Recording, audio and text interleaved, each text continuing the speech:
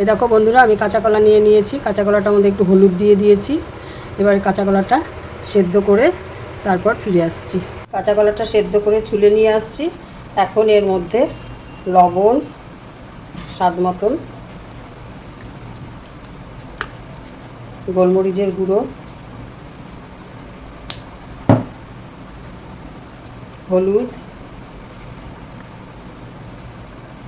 ধনের গুঁড়ো, জিরের গুঁড়ো, হিং আর একটু গরম মশলা দিয়ে এখন ভালো করে মেখে নেব। খুব ভালো করে মশলাগুলো দিয়ে কলাটাকে মেখে নিয়েছি। এবারে আমি ময়দা দিয়ে দেব। এবার ময়দা দিয়ে ভালো করে আবারও মেখে নেব। এবারে বড়াগুলো এক এক করে ভেজে নেব।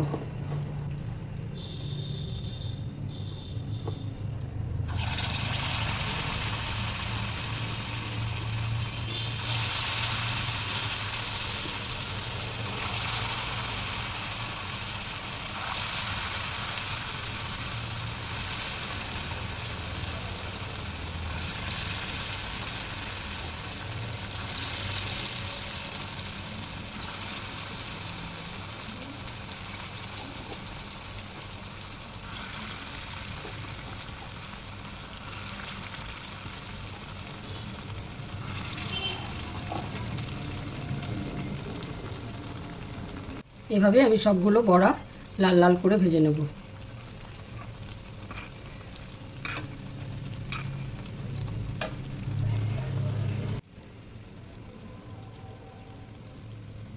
সবগুলো বড়া আমি ভেজে তুলে নিয়েছি। এবার সোমবারে দেব শুকনো লঙ্কা, একটা দারচিনি, একটা তেজপাতা আর 4টে মতো এলাচ দিয়ে দেবো। জিরে আর একটু হিং দিয়ে দিলাম।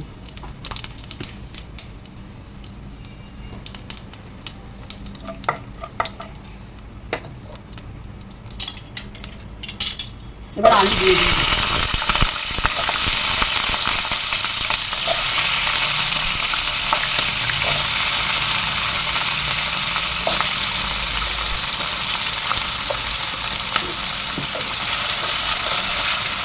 এবার আলুটা একটু ভেজে নেব। এবারে লবণ দিয়ে দিলাম,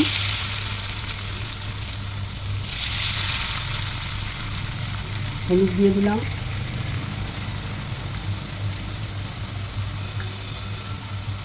ধনের গুঁড়ো দিয়ে দিলাম, জিরের গুঁড়ো দিয়ে দিলাম,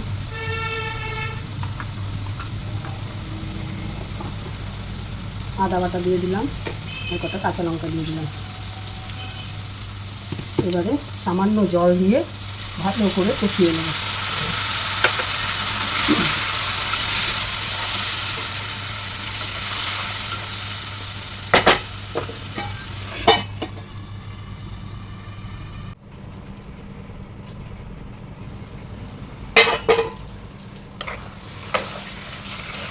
মশলাটা আমার কষানো হয়ে গেছে, আলুগুলোও সেদ্ধ হয়ে গেছে। দু একটা আলু আমি ভেঙে দিচ্ছি।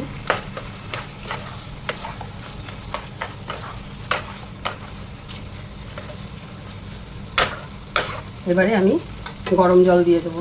যে কোনো তরকারিতে গরম জল দিলে টেস্টটা দ্বিগুণ হয়ে যায়, সেই জন্য আমি গরম জল দিলাম।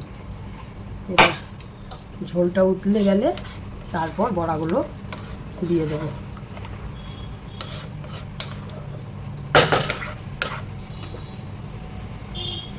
ঝোলটা উতলে গেছে, এবারে বড়াগুলো দিয়ে দেবো।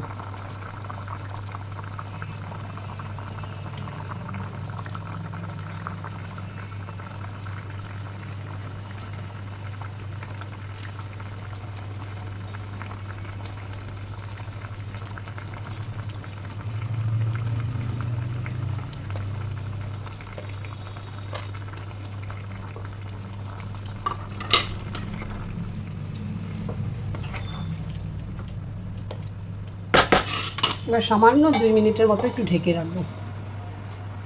2 মিনিট হয়ে গেছে। এবারে আমি এর মধ্যে গরম মশলা আর সামান্য একটু ঘি দিয়ে নামিয়ে নেব।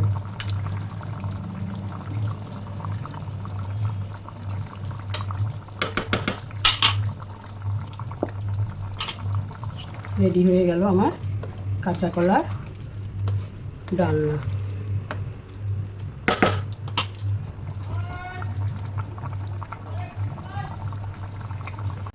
রাখছি তাহলে বন্ধুরা, টাটা। আবার নেক্সট ভিডিওতে দেখা হবে। ততক্ষণ আপনারা ভালো থাকবেন, সুস্থ থাকবেন।